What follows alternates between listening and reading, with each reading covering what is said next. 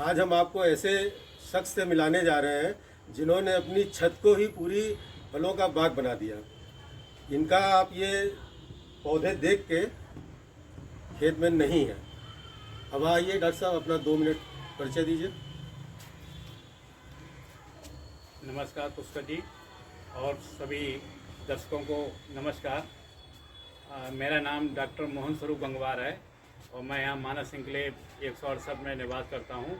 29 वर्ष से हम लोग इसी मकान में रह रहे हैं, लेकिन ये बागवानी का शौक़ था तो हमें शुरू से ही, क्योंकि मैं एग्रीकल्चर बैकग्राउंड से था और गांव से हम बिलोंग करते हैं। खेतीबाड़ी हमारे यहाँ पहले से होती थी, तो फूल पौधों से और मुख्य रूप से फ्रूट्स के जो पौधे हैं उनसे हमें शुरू से बहुत लगाव था।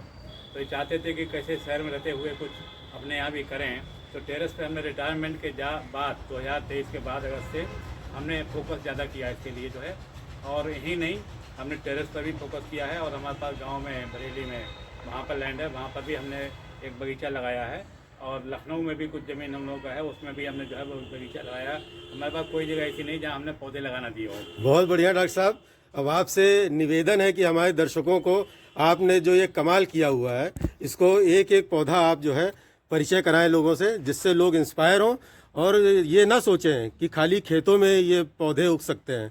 आप अपने टेरेस पे जो भी छोटी से छोटी जगह होगी उस पर आप ये उगा सकते हैं। सर, ये ग्राफ्टेड पौधा है और इसको 2 साल इसको हो गए हैं, और इसकी जहाँ तक 8 फीट की बात कर रहे हैं, ये ऊपर निकल गया था, इसके जो है 10 फीट से ऊपर निकल गया। हमने इसकी ग्राफ्टिंग करके, मतलब ऊपर से कटिंग करके प्रूनिंग करके इसे छोटा कर रखा है। और इसमें शुरू में तो फ्रूट्स काफ़ी आए थे, इधर जो है इसके फ्रूट जो है नए तैयार हो रहे हैं। उम्मीद करते हैं कि अब इसको आना चाहिए जो है। आप देखें इसमें जो है नए फल बन रहे हैं काफ़ी। बिल्कुल सर, बिल्कुल। तो अब इसमें जो है आगे उम्मीद करते हैं कि अच्छे फ्रूट्स इसमें आएंगे जो है। तो आप देखें जगह जगह आपको दिखाई देंगे इसमें जी जी बर्ड्स बन रही हैं। तो ये हमारा चीकू का पौधा है, और ये वो काली पत्ती जो है जी काली पत्ती वाला जो है ये हमारा दूसरा पौधा है नींबू का। जी सर। ये हमारा टिश्यू कल्चर पौधा है, और इस वैरायटी के हमने 250 पौधे अपने बगीचे में लगा रखे हैं बरेली में जो है।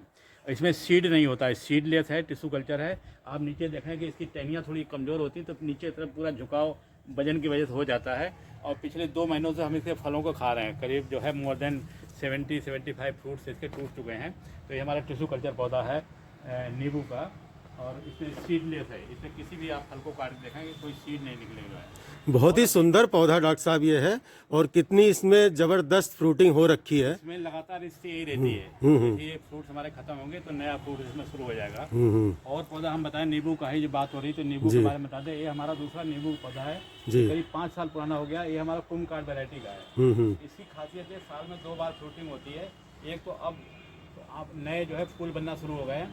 ये फूल अगले महीने तक बिल्कुल सफ़ेद बिल्कुल भर जाएगा फूलों से, और इसमें 1000 जाड़े के दिनों में कम से कम 1000 इसमें जो है वो फल हमें नींबू को मिलता है हर साल जो है। ये बहुत अच्छी वैरायटी हमारी है, और इसकी रस जूस बहुत अच्छा निकलता है, छिलका इसका बहुत पतला होता है।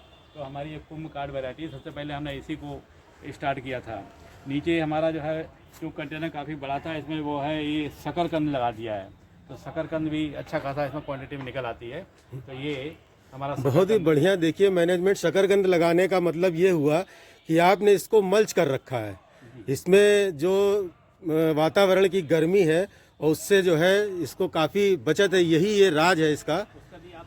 हाँ, ये आपकी मिट्टी जरा देखना, हमारी देखिए बिल्कुल केंचुओं से भरी हुई, केंचुए से बिल्कुल भरी हुई, बिल्कुल जो है ग्रेनुल्स बन गए पूरी, बिल्कुल ग्रेनुल्स, डीएपी बहुत ही जबरदस्त डॉक्टर साहब। तो सारी मिट्टी हमारी इसी तरह है।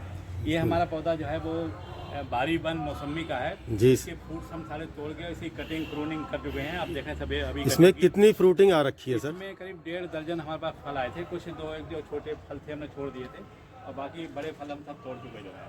तो ये बहुत अच्छी परफॉर्मेंस है, और हर साल इसमें फ्रूटिंग होती जो है, और बढ़िया फ्रूटिंग होती है।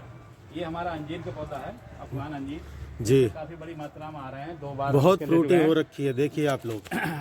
तो इसमें जैसे जब पकते आते हैं उनको हम तोड़ के खाते जाते हैं। इसमें करीब 8-10 फल हम इसमें खा चुके हैं। ये हमारा tissue culture Taiwan pink guava है। तो इस साल में 2 बार फ्रूटिंग होती है। अभी फल हम इसके पूरे ख़त्म कर चुके तोड़ के, और नए आप देखें नई बर्ड्स इसमें बनने लगी हैं, नई बर्ड्स बन रही हैं, आने लगी ऊपर जो है। तो अब ये नए इसमें अमरूद बनेंगे, जाड़े के दिनों में पकेंगे, और बहुत ही टेस्टी, बहुत ही मीठा अमरूद होता है, क्रंची एकदम। और अंदर से पिंक कलर का निकलता है और बाहर से जो है वो हरा रहता है जो है। ये हमारा ये देख रहे हैं, ये हमारी अमेरिकन पालक है जी। ये अमेरिकन पालक हमने इसको 35 ईयर से इसको बचा के रखा है।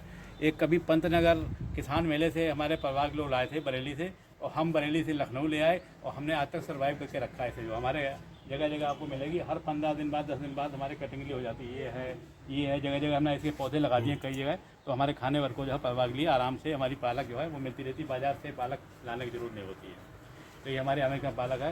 इधर कुछ ऑर्नामेंटल लगा रखे हैं आपने भी हैं, और कुछ हैं अभी जाड़े के दिनों के लिए तैयारी कर रखी हैं। हाँ हाँ। ये जो है हमें आदरणीय जोशी जी, अपने आनंद जोशी साहब ने कुछ हमें सीड्स दिए थे, तो इम्पोर्टेड सीड हैं 6-7 कंट्री से अलग अलग के, कहीं कुछ मंगाया था।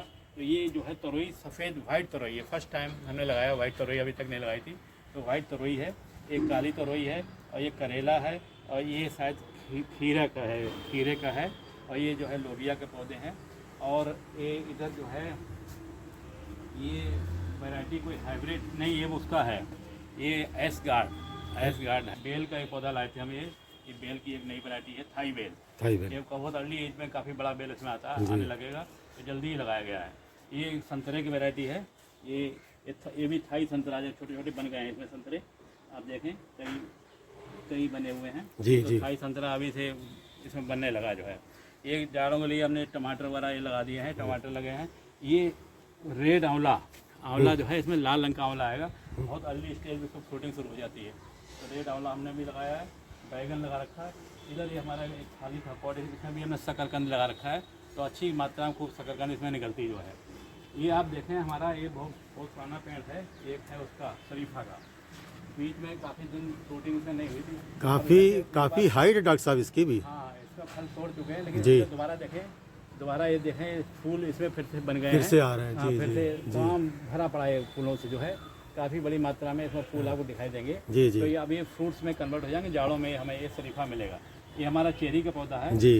इधर हम इसके फ्रूट्स अभी पिछले हफ्ते ही तोड़ के ख़त्म किए हैं, और कुछ और भी होंगे, क्योंकि हरी पत्तियों में दिखाई नहीं देती है। जी जी। इसमें आ रहे हैं, ये हमारी G9 वैरायटी केला का टिश्यू कल्चर पौधा है। टिश्यू कल्चर का है। हाँ, तो इसमें दिक्कत ये लगी, इसमें हमने निकाल नहीं पाए कल्ले, हम बाहर चले गए थे मुंबई, तो कल्ले निकाल देते शायद फ्रूटिंग और जोरदार तरीके से होती है, तो अच्छी वैरायटी है। और कुछ हमने द्वार भी बना रखे जो है, ये बोनसाई। ये हमारा करीब 15 साल पुराना पाकल का पेड़ है जी जी। और अच्छा चल रहा है। ये अनार हमारा पुराना पौधा जो है बहुत डिस्टर्ब हो गया था, अच्छा। तो नया पौधा लाए हैं, ये वो है भगवा अनार जो है।